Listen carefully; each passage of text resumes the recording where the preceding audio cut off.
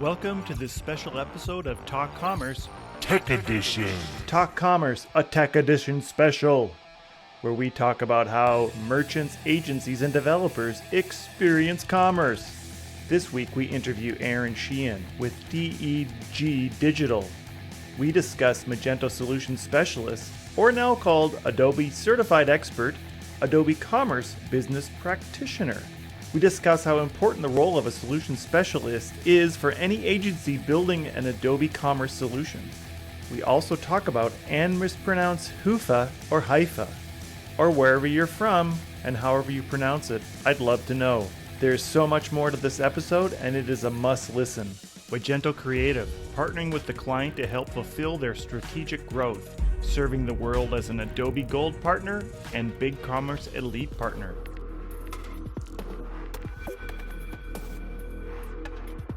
Magento, the code of commerce.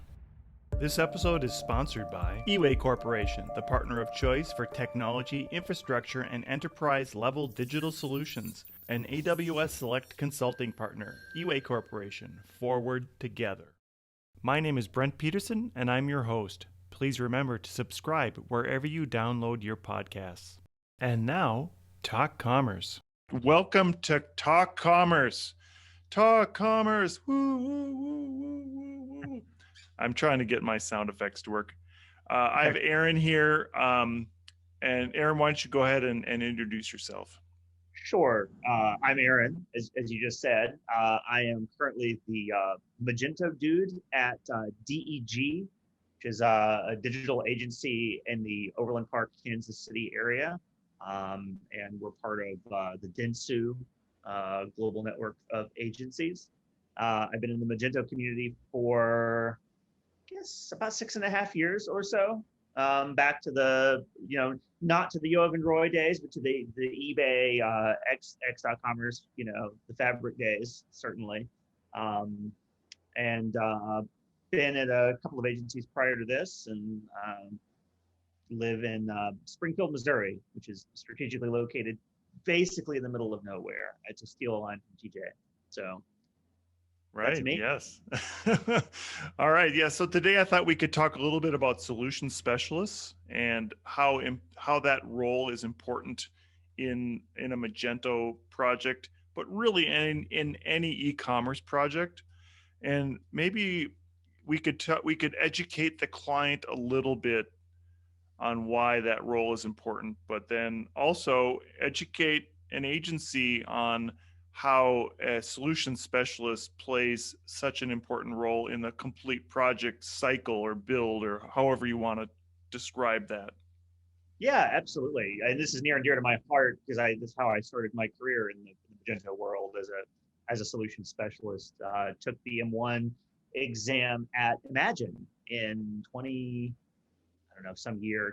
I think, maybe. And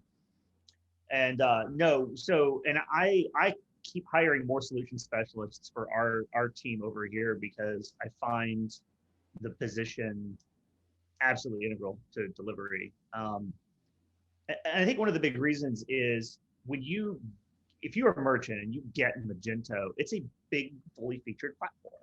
It's not a toy platform. It's not Woo. It's not Shopify. It's got a lot of moving parts. And there's a lot that you can do with it.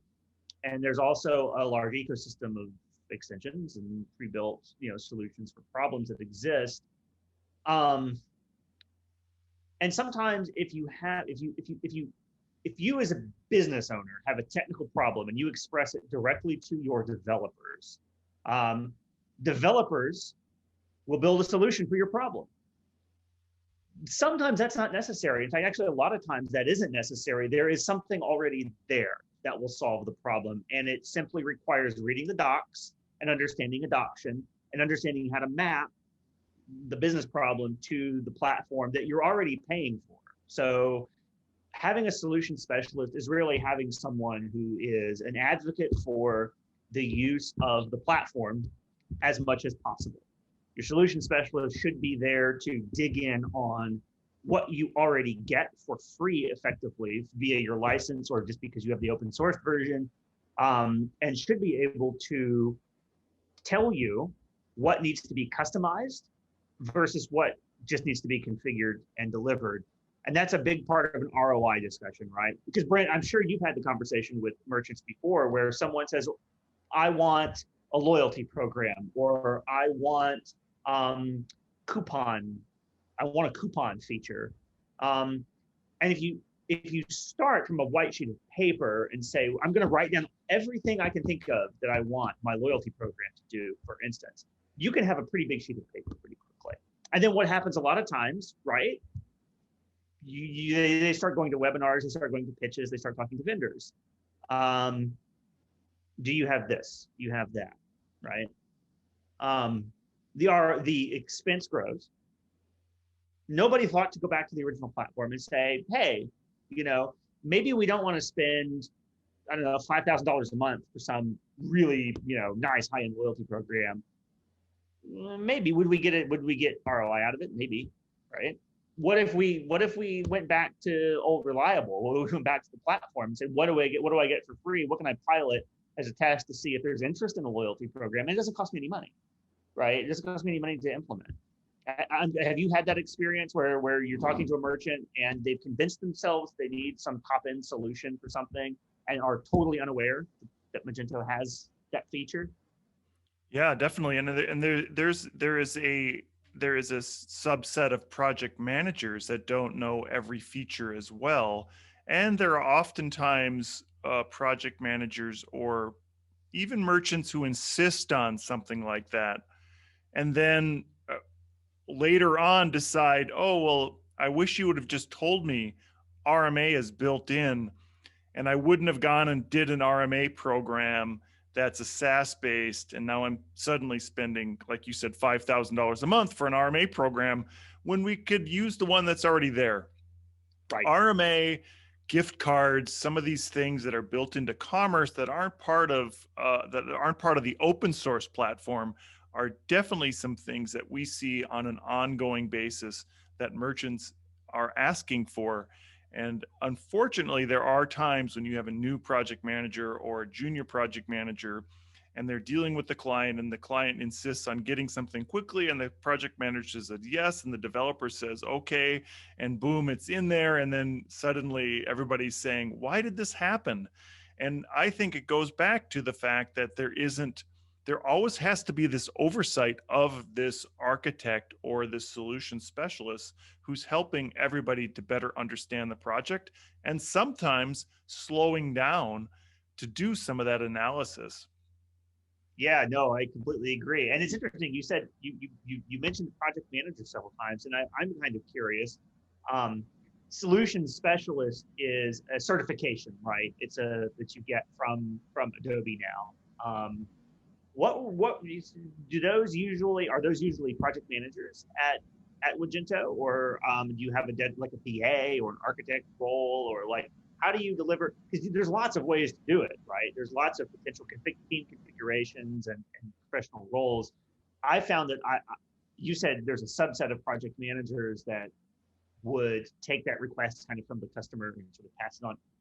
My experience has been that's actually the majority of project managers. So where are you finding technical project managers to be that gatekeeper, or is it usually like a different person who's paired with that PM? Walk me through a little bit like how do you deploy your solution specialists on a project? Yeah, so that's a great question, and I said subset to try to be nice. Apologies.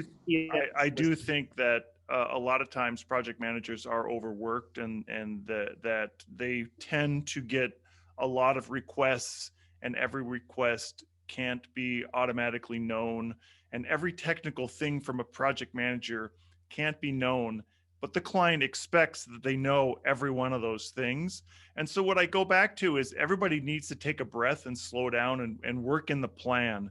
And if the client works in the plan and we all agree on this plan, then there is time and a breath and space to examine and look at what has to be done in this project. So I think the first part is educating the client and let's just say the development team on the need for this planning and long-term vision of this project, and then slowing down and having a retrospect within the project build cycle to see what is happening and what are we putting in, and is that still feasible. And we can go into this more in depth. We should be doing periodic load testing against new solutions that we are implementing, especially if there's something that isn't known or isn't known at some SKU count or some volume count. There's lots of solutions out there that are being added into projects that work great with 100 users. But what if you have 100,000 users? Suddenly there's a tipping point that those projects fall over and die. And I'm not saying that the solution specialists would necessarily know that that tipping point's going to be there, but they should be there to say, oh, by the way, before this even gets to staging, we should do some load testing against it. Yeah, no, I totally agree. It's funny, actually, really, the solution specialist is going to be it's going to be the person with the most scars and wounds from past experience who is leveraging kind of what you just said, right? You find out on your first project, oh yeah, scalability, I should be thinking about that. You pay the dumb tax, right? You get punched in the face over that. Then the next project, you're the first guy in the meeting that's like, wait a minute, hold on. Like, how many SKUs do you have? How many customers do you have? No, I think that's exactly right. Yeah, that solution specialist in a lot of ways is going to be maybe not the most technically experienced person as part of the delivery team, but probably the most technically experienced person on the like project oversight, right? The person who's sort of representing maybe the broadest experience of like how other people have solved problems, what's worked well, what's not worked well. That's something that it's that little voice of experience when you got, they're still wearing Band-Aids from the last project.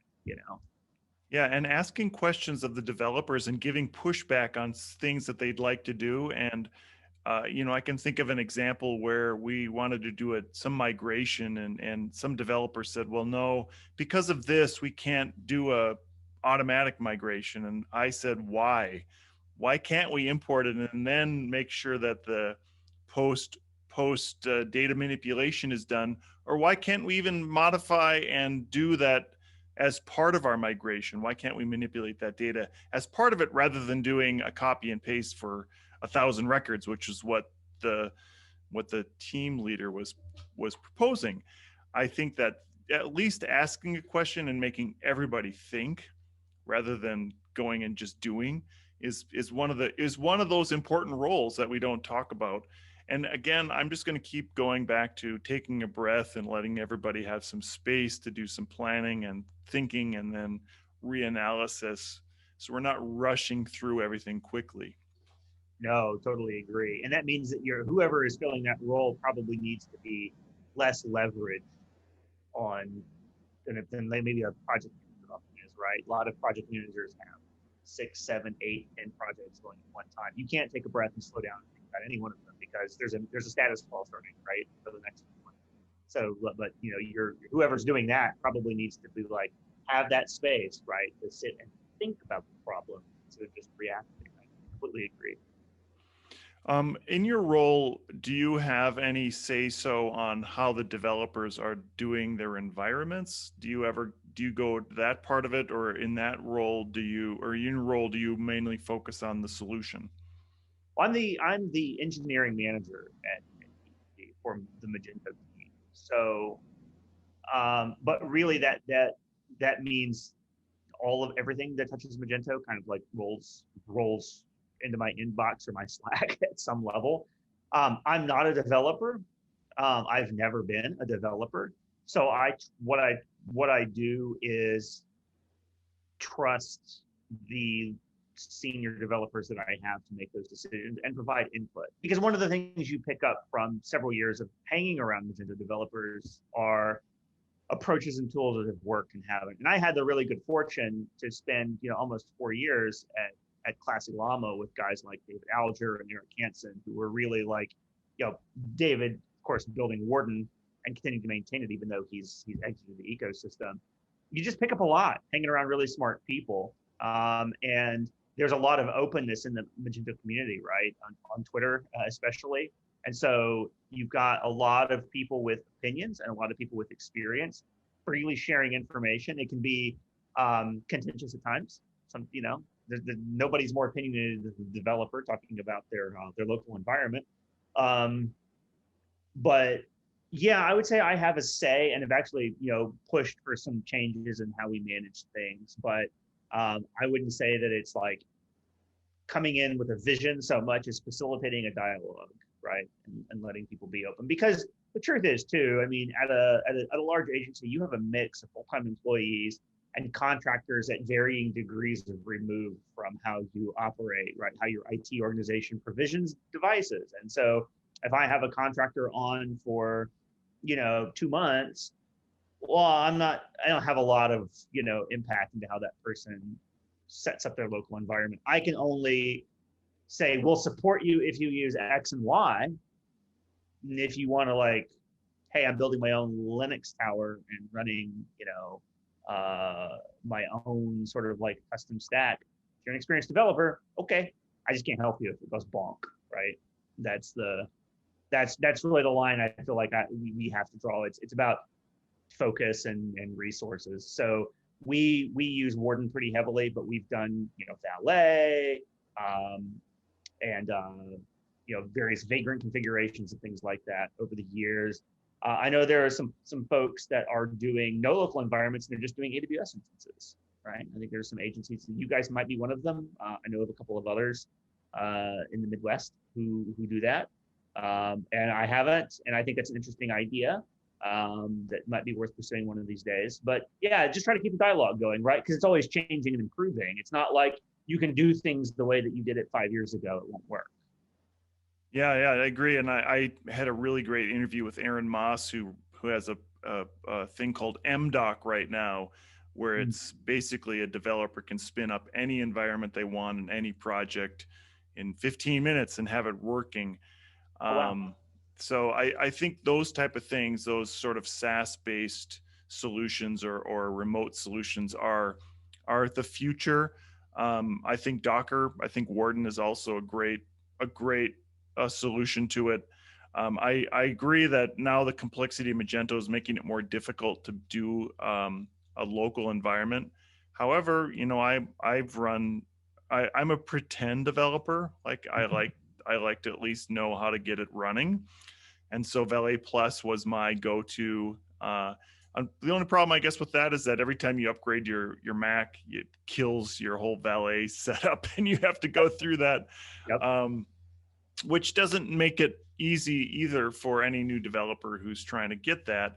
And I think the biggest problem in those setting up local environments are that every one of those developers, their machine's a little different and it takes them some time. And if you rush somebody into a project, like if you have some need to add on extra people and those people have to get onboarded, that learning cycle has to happen every time. So I think the Docker for local is probably the best solution in terms of trying to mimic something as a remote environment. But of course, having it in a remote environment is also a great solution.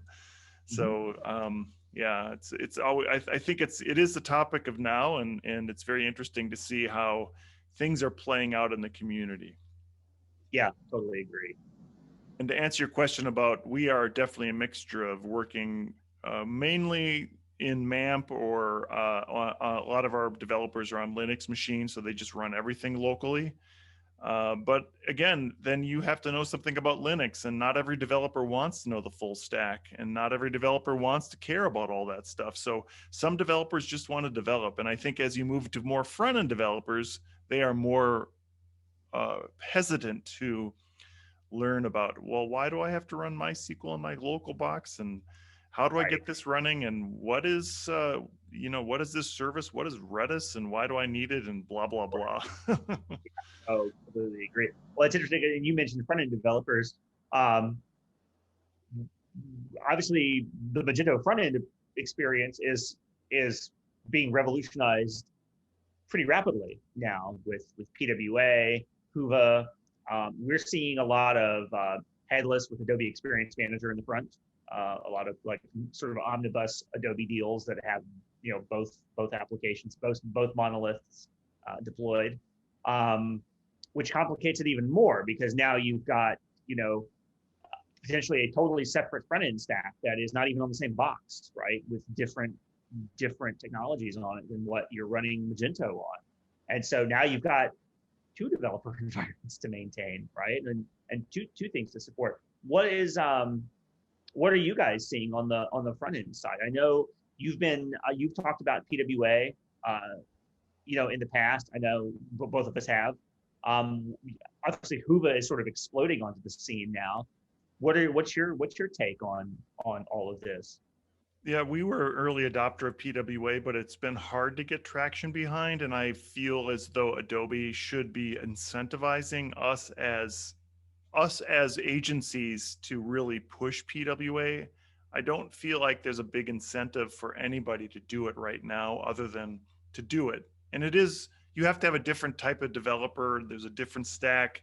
It is more complicated in the end, but in the end, it should be simpler if you have a React developer and they can do it on Magento. We are also embracing Hufa, Haifa, however you pronounce it. It is definitely the topic. I'm interviewing Willem, and I'm going to get the definitive way of pronouncing it. That's going to be maybe the whole interview is just going to be how do you pronounce it. But regardless, I'm excited about that. I wish it was an open source project. We have a client that we're going to be doing a B2B project on. And the developers came back and said, well, there's nothing that's here for B2B. Like everything we're going to do has to be newly developed. So what do we do? Okay, well, we have to figure out how are we going to, are we going to just charge for the client and then hold that code? Is Magento going to hold on to all that code we built out for B2B, or should we give it back? Right. I think that's something that from a paid something, you're paying, the license is $1,000, which is really nothing, but then do we wait for them to develop B2B, or I think if it was just open source like a lot of these things, it would be easier, but I also understand the need for them to recoup on their investment. It's funny, we're in the exact same and went ahead and so we've got a couple of large projects starting now, and they are not PWA. We thought about PWA, but kind of to your point, starting with the PWA conversation, I agree with everything you said, and I've been at the sort of the bleeding edge of PWA, sort of like from a developer standpoint and a solutioning standpoint. Hey, this is cool. Let's see what's happening. What I've not seen is the market actually asking for it. There's no demand. It is very much a solution in search of a problem. And I would say that the problem is Magento 2's native front end stack sucks. It's always sucked. But the long-term direction, the long-term solution for this, which is really not PWA, it's really headless, right? If you press on the PWA engineering effort at Adobe, what you really find is GraphQL endpoints, right? It's not like, it's certainly right there's a VNU reference theme, there's the upward spec, there's all of the other tooling around it. It took them so long for their cloud solution to support PWA, frankly, which just torpedoed sales efforts for a long time, because Adobe wants to sell cloud, but you would have to buy separate hosting for a long time at the beginning if you wanted PWA, because they wouldn't host it. They were like, oh, we aren't going to put React on our platform.sh, like provisioned AWS instance, right? Now that problem's been gone, but I still don't have merchants asking for it, right? I think the education isn't there as to why anyone should care, and it represents extra complexity. And at the end of the day, complexity is a subsidy, right? Complexity is only going to be accessible to larger merchants with larger budgets who are willing to have like a separate IT staff, right, for their front end. Okay, well then you have to justify it, because the native front end sucks. Like, it's not a good reason, right? It's not a reason to sort of like move your storefront over there. But the headless direction is, I think, exactly where Adobe is going, right? And I think Hoova is going to be what we're evaluating as an engineering group is making Hoova our default front end. So we purchased the license. We're evaluating it now for some very large consumer brands that I can't identify on the call, but and we're pretty impressed. What you do is you build a compatibility module. So if there's a Magento module that does not have Hoova coverage, you build a compatibility module to align it with the Hoova theme. And if there's, my engineering team lead has sort of like been leading the effort on that. He was telling me yesterday that really the level of effort is around how much JavaScript there is in the module. If there's not much JavaScript in the module, Hoova compatibility is pretty easy. There is a lot of JavaScript. There's a lot of knockout involved. You're going to have a time rewriting it. But to your point, in theory, your compatibility module should be code that you can apply to multiple projects, because you're making the native platform, operate within Hoova. So yeah, it's us. We're going to build those compatibility modules and probably like reuse them. If there's a way for us to give them back, we will. It's not open source. I can't just submit a PR to Will, right? And be like, here you go.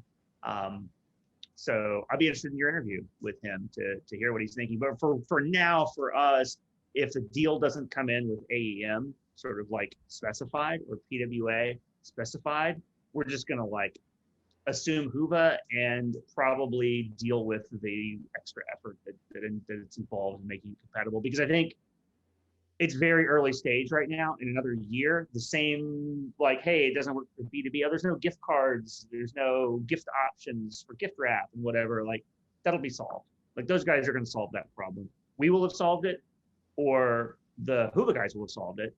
And it's such a faster, lighter weight solution. It's such an obvious upgrade in performance over Luma that I think it's worth the pain up front. Yeah. I would agree with that too. John Hughes is another big user or proponent of it, and I know he has a page builder compatibility solution that's out there.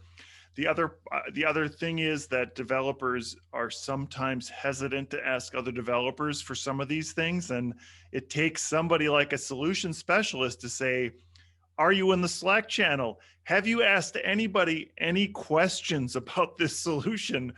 Because the same that exact thing came up and said, oh, we have this whole project now, it's on Hoova, but none of the page builder things work. What do we do? I'm like, well, have you seen the what John Hughes is doing? Have you asked John any questions? He would love to answer those questions. So I'm hoping the long-term solution is that we start giving some of this code back to Willem or IntergerNet, and that this code that starts monolithing into some solution that works for everybody, and that people join the Slack channel and start talking about what are the things that we need. And I would say one thing that he could really use is a way of requesting specific things. Because I went in and said, is there a place for X? I think it was Page Builder or B2B. And he said, just ask in the requirements or whatever channel. I don't remember what channel it was, but there are going to be specific things that we need out of that, and a place to get those things, and maybe bubble up people that would like to collaborate on some community-based items is going to be important in that. Yeah, I totally agree. There's a Slack. There's a Hoova Slack. Go get in it. Yep. Follow John on Twitter, follow Will on Twitter. Like there's activity there. It's that community awareness part of the solution specialism. It's so important. And we don't have Ben Marks to do it for us anymore. So right. He's our new Magneto. That's right. And Nat Boland is gone too. We don't get happenings every week. So I know. Or went out for you could go to Ultra Commerce and get happenings now. I'm not at Ultra Commerce, and I'm getting happenings about Ultra Commerce. Are you? I'm finding I get them. Okay, dude, kept his lip. I like. Yeah, they're on Adobe Spark, so that's even better. I know. Great. So Um, I wanted to ask you a question. yeah, go 'Cause ahead. since we last talked, you got acquired. Yes, that's Congratulations. correct. Yeah, thank you. So I'm not familiar with eWay, and I'd love to hear. I think Kaylin just tweeted about it the other day. Sort of the rising, tide of M&A activity in the ecosystem. It's a long story. Tale as old as time at this point.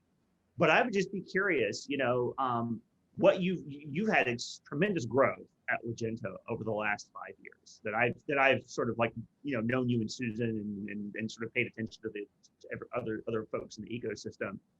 Your global expansion has been like really interesting to watch the way you've moved into other markets. Um, so it seemed very logical for an acquisition, right? Given where you're taking the business. Um, what's changed? What's different for Brent? I know Susan's no longer. Correct. Yeah, Susan has left and is semi-retired for at least 6 months. Uh, Okay. I think we both agreed that we're not quite old enough yet to retire, or we're not ready. So, Right. um, and I've been promoted to president of Magento, which was Susan's old title, and so I'm helping run mainly sales and marketing now. So what's changed? The biggest thing that has changed for me is that I'm not putting my hands into operations. I'm not putting my hands into project management anymore. Some of those other sort of uh, gritty things that I'm not part of. I'm trying to put my head around how to do some marketing efforts and how to do some maybe helping in talent acquisition for more of a sales and engineering side, or sales engineering, not sales and, or sales but sales and engineering. So finding people that are talented both technically and can sort of speak a little bit about it to clients. So client facing roles, let's just put it there. And then our goals are around sort of moving into the Latin American market. We moved there early. We opened an office in Bolivia in 2014, Right. and with the idea that everybody speaks Spanish, we'll easily sell in Mexico. And then we found out, Mexicans it's a different culture than Bolivia. So yeah, we moved into officially. We opened up or we incorporated in Bolivia in 2018, and we had some fantastic growth. We ran second to another firm for sales and for enterprise level sales in Mexico in 2018, and it's really been a good ride and good experience. And some of my core goals or core values are that if we are in that market, if we have an office in Bolivia, we are selling in Bolivia. We were the first agency to sell an enterprise solution in Bolivia. So that type of thing we're doing. We're selling in India. We have clients in India that are buying Adobe products. So it's not just it is not even an outsourced model. In fact, we had a very large client in India that we used resources from Mexico to help them on their design side. And I think some of that talent and mixing up that talent has been a big asset to us. And then always, for me, I always just fighting that idea that this is just an outsource. These guys in far off lands are just outsourced people that are there to do code and not to do solutions. Right. No, completely agree. It is definitely something that my perspective has changed on as well, coming from mostly North America-based, smaller U.S.-based agencies, to moving now. Dentsu, we're one of the top Adobe partners in the world. There's many. There are offices on every continent except Antarctica. Like it's such a time zones are a challenge for calls. But it's such a different world, and seeing how the business operates in different markets is been really interesting to watch. And so, one of the things when I came on, I thought of you because you were one of the, like I said, one of the early adopters of that. I wonder what Brent's experience has been. So thanks for sharing that. Yeah, no, I think that we were very lucky and have we had a lot of communications between we adopted Slack really early, so everybody was talking to everybody. There was full access to every team member across any region and time zone. So all that helped. Some of the things that you think about client facing, like extreme, lots of communications, we do that backwards to so employees can feel that as well. And then we've adopted a system. It's called EOS, Entrepreneur Operating System. It's just a kind of a way of doing business. Everybody is in a meeting every week, so it doesn't sound as bad as it sounds, but everybody has a voice. So anybody in any meeting can bubble up an issue to the top level meeting. So again, giving voice to everybody in the organization. And the new company, eWay, has embraced this model of how we're doing business. They are mainly in public sector and higher ed, so we have completely different types of clients. So it's been a good fit, and it's been an interesting. Well, it's been 4 months, so it's been an interesting 4 months. Yeah, I bet. Well, congratulations again on the accomplishment. Yeah, thank you. So we have a few minutes left. What are you doing to keep yourself up to speed on Adobe? What sort of tools and books are you reading? You know, there's really two sort of main vehicles for that. We have at Dentsu, there is an Adobe platform leadership team, and we meet. There is at least one meeting every week, sometimes multiple meetings a week, of leaders from every business division within Dentsu who touch the Adobe Alliance, right? And so that's every Adobe product, not just Magento. There's really only one or two of us who are sort of representing Magento inside of the larger Adobe ecosystem. It's interesting how small we are really compared to the rest of the revenue globally for all like AAM and analytics, Form Omniture and all of the other products that they have. So there's a lot of knowledge sharing though that goes on. There's somebody usually comes in and does like a tech talk or a presentation of some kind. We have vendors come in sometimes and talk about that. So there's a lot of education and work with the sort of larger Adobe ecosystem. There's a lot of information that filters in through that. And then honestly, the rest of it is just Twitter. I did do a little bit of Summit this year.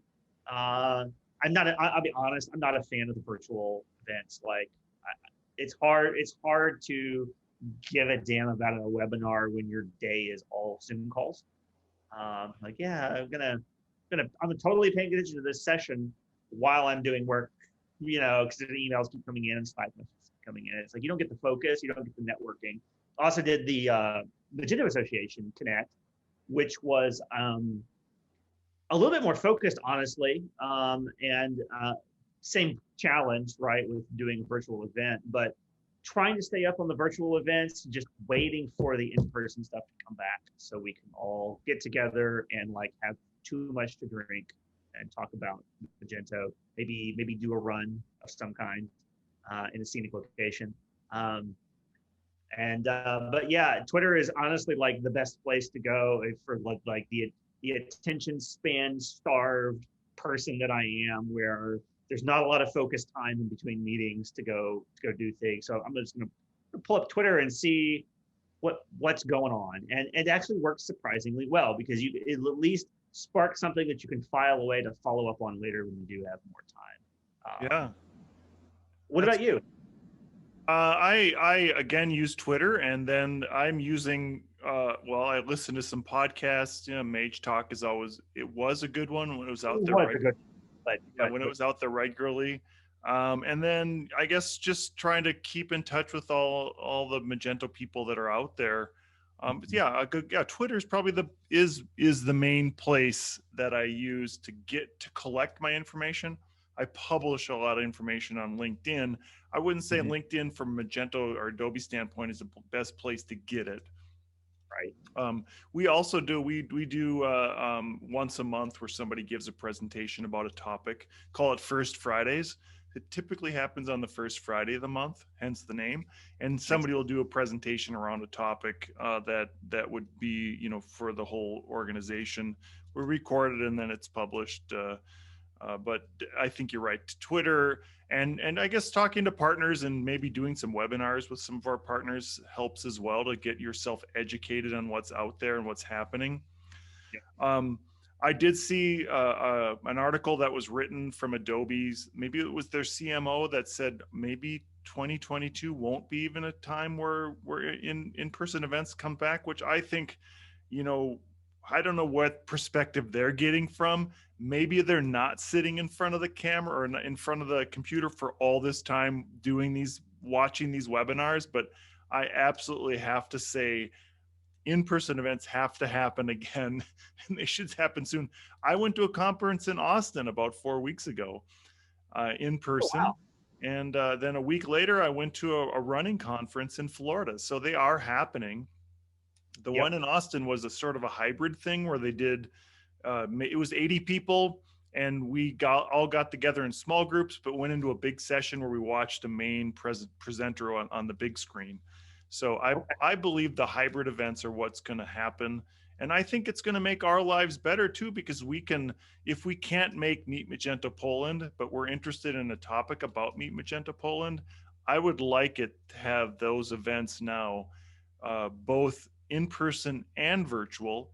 And I don't know how the organizers, and I guess we're an organizer, but I don't know how the organizers are going to figure out the monetary portion of it. That, does it make sense to charge somebody in person and give the streaming person free? I'm going to say yes. Uh, but that gives us the ability to both be there and if you'd like to be there in person, go. But if you can't, then you could see it streamed live. I think that's the kind of exciting thing, and we're hoping to do some of that type of thing in the future. Um, in fact, I have a little plug. I am promoting an event that I would like to do in January 2022 for an Adobe hackathon. So just like we do hackathons at all these bigger events, like Meet Magento India, we had a hackathon. It was completely virtual. For 2 years in a row, we've done a virtual hackathon. Um, I want to do an in-person hackathon in Orlando, Florida in January of 2022. And maybe it would be mix up a hackathon and maybe a small Meet Magento or meetup type of thing where we can get together and talk about some topics.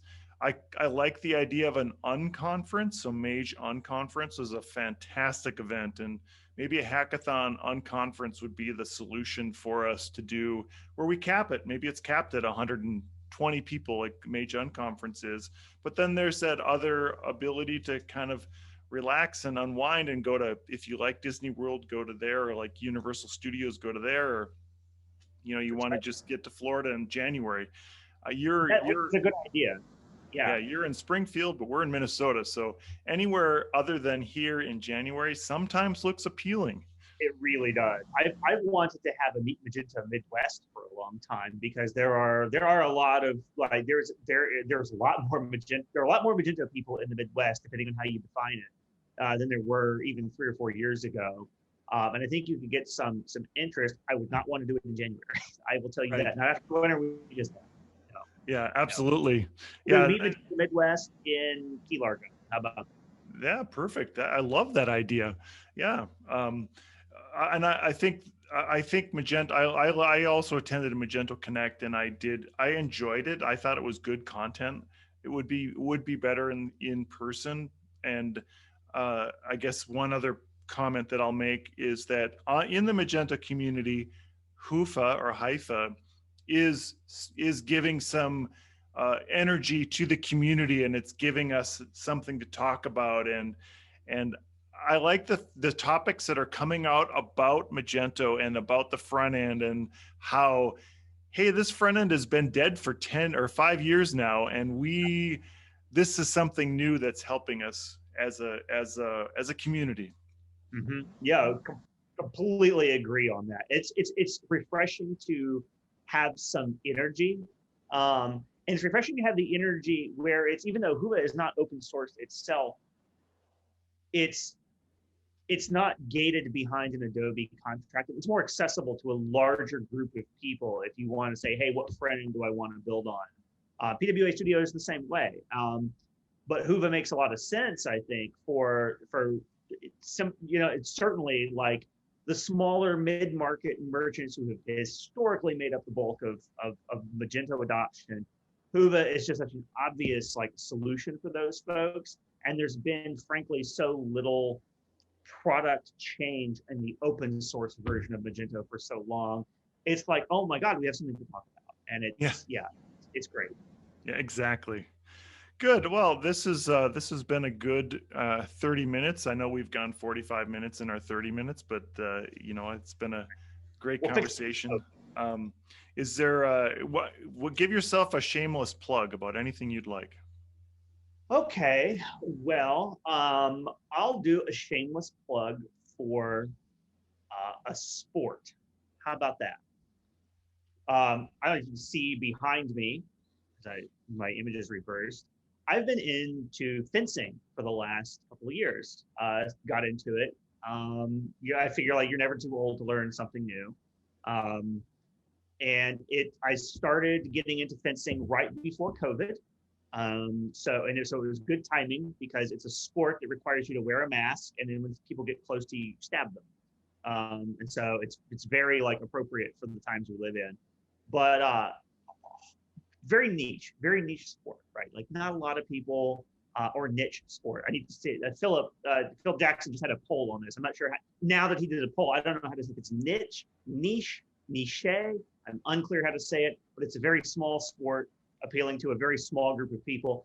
And I've been having a blast with it, and I think more people should get into it. It is a lot of fun. It works for all levels of athleticism, but it's a good sort of like mental and physical, like a martial art, but you're unlikely to actually get hurt doing it unless somebody is very enthusiastic with their pay.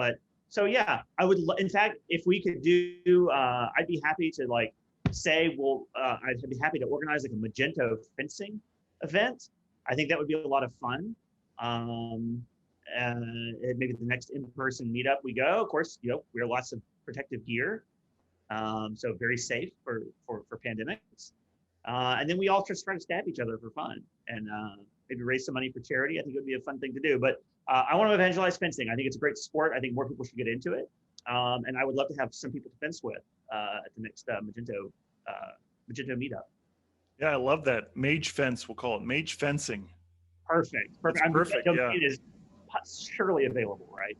Yeah. My son has embraced jujitsu, which is not at all like fencing. You grapple and you get really close to people and you break fingers. So and he has very long hair, so people pull on his hair sometimes too. So I think this has been an opportunity for everybody to explore new opportunities, hopefully for physicalness.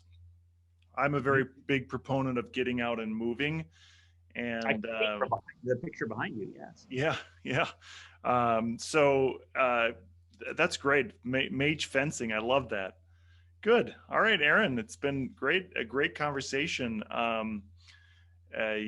We'll follow up, and if there's any show notes you want to send me, that'd be great. But this will be published in a week or two, and I enjoyed the conversation. And I hope to see you soon at an event in person. That would be fantastic. Thanks for your time. Yep, absolutely. Have a great day. You too. Magento Creative, partnering with the client to help fulfill their strategic growth, serving the world as an Adobe Gold partner and BigCommerce Elite partner.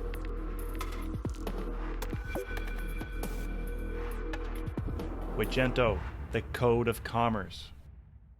This episode has been sponsored by the partner of choice for technology, infrastructure, and enterprise-level digital solutions, an AWS Select consulting partner, eWay Corporation, Forward Together. Thank you again for listening. My name is Brent Peterson, and it has been my pleasure to be your host today. Please rate and subscribe to Talk Commerce. New shows out every week.